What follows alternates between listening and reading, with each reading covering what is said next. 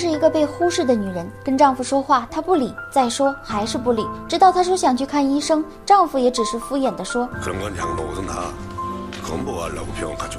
面对丈夫的冷漠，金惠没说什么，只是目送她去上班，可却被婆婆抓着头发拽到地上。男人看见这情景，跟没事人一样走了。金惠是个家庭主妇，照顾老年痴呆的婆婆将近20年，是家庭地位最低的那个，就连儿子都总是嫌她烦。最近金惠感觉腹部很痛，她找女儿陪她看医生，女儿却忙着谈恋爱，没时间陪她。她又打给弟媳，可弟弟是个赌徒，正为了要钱跟弟媳打得不可开交。金惠只好自己去检查，然后等丈夫下班一起回家。路上一直都是金惠在单方面聊天，丈夫依旧沉默寡言，根本就没在听。途中她接到了医院的电话，又赶了回去。独自回家的金惠给婆婆买了柿子，哄她开心，喂着她吃。不过得了病的婆婆比孩子还闹腾，她对金惠说打就打，她舍不得摔坏的柿子，趴在地上捡着吃。婆婆还骂她恶心，抱着柿子盆把柿子摔得到处都是。正赶上喝醉的丈夫回家，看见母亲这样折腾金惠，他第一次对母亲发火了。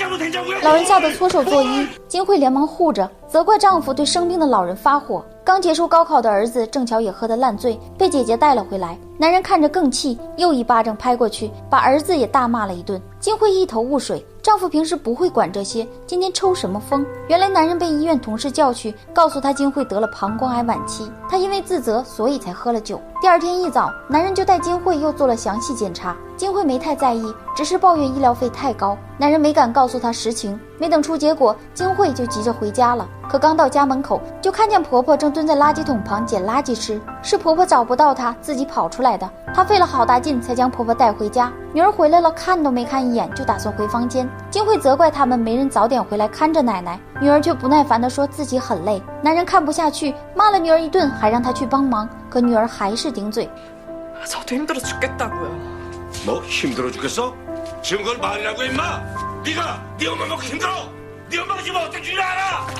金惠听了丈夫脱口而出的话，感觉事情不对，她询问丈夫自己到底得了什么病。丈夫没再隐瞒，告诉金惠是癌症。金惠没太担心，初期的时候把瘤子切掉就好了。可男人却一脸凝重，金惠的病已经到了晚期，扩散到内脏了。多年的同事劝男人放弃治疗，这种情况做了手术也许会更糟。可男人说妻子现在不疼，应该还有救。医生却说怎么可能不疼，他只是忍着没跟你们说而已。作为医生，这些话他当然熟悉，可是落在自己的身上，他还是无法接受。你生病了，等死吧，这话他要怎么跟妻子说出口？于是他强行要求手术，可是等腹腔打开以后，看着已经硕大的肿瘤，还有扩散的满目疮痍的内脏，他不忍心再看了，拜托同事缝合，自己却跪在走廊泣不成声。金惠和家人都被蒙在鼓里，以为做了手术就好了。弟妹一直照顾她，可是弟弟却跑来跟金惠要看护费，不给他就大吵大闹砸东西。这个弟弟吃喝嫖赌什么都干，这些年没少给他拿钱。可金惠虽然嘴硬，但还是让弟弟拿钱走了。他只有这一个亲弟弟，他始终没办法狠心。很快金惠就出院了，但他发现家里的大酱全都坏了。在韩国有句俗语，女主人生病，好好的大酱就会瞬间馊掉。看着这不好的预示，她心里有些不安。这天晚上，她又疼得站不起来，只能爬着去了厕所，吐了好多的血。她吓坏了，大喊着老公。男人赶来抱住她，只能哭着说对不起，什么都做不了。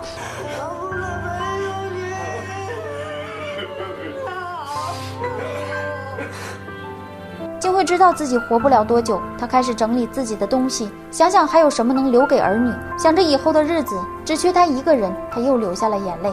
她依旧照顾着婆婆，但精神却越来越差。婆婆说：“死丫头，打起精神来，你还没死呢。”金惠以为婆婆清醒了，可下一秒她又闹了起来。金惠给她喂饭，她会吐掉，掀翻桌子，砸碎盘子，说动手就又动起手来。金惠犯病的时候越来越多了，吞了大量的止疼药也无济于事，她只能抱着早逝妈妈的毛衣，蜷缩在那里硬撑着。而此时的男人和女儿其实都没有上班，男人已经告诉女儿实情，他们在打扫金惠修了一半的新房子，想要金惠最后的一段路在这里安静的度过。只有儿子还无忧无虑地带着女朋友。金惠笑着在门口等着家人，时间不多了，她希望多看看他们，这是一家人难得温馨的时光。刚一进屋，金惠就被婆婆一棒子打倒了，她大骂金惠不好好伺候她，孙子拦着她，她连孙子一起打。看着虚弱倒地的妻子，男人终于爆发了，他拿出木板和锤子，将母亲推到屋里，他要锁死母亲的屋子，不让老人再出来欺负金慧。他的妻子要死了，他才终于理解了妻子的苦。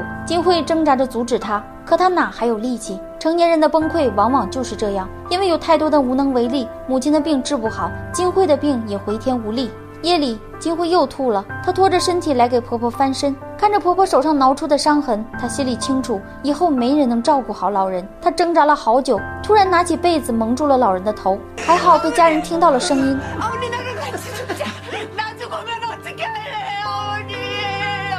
第二天，他给老人道歉，老人好像听懂了一样，抱着金慧一直哭。儿子也终于知道了真相，他不再嫌妈妈烦，开始尽量陪她，给她画画。弟媳收到金慧寄来的房产证，是金慧自己攒钱买给他们的。看着赌钱回来的老公，她发疯一样的骂他。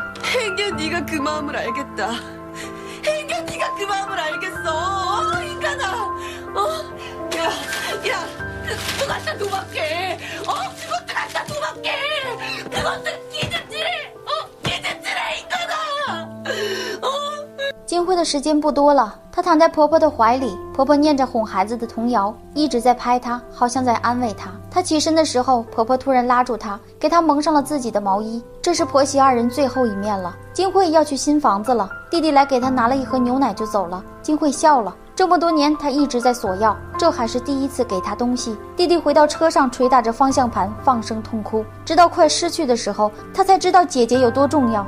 金慧来到了乡下的新家，她把儿女都打发回去，只留丈夫陪着她。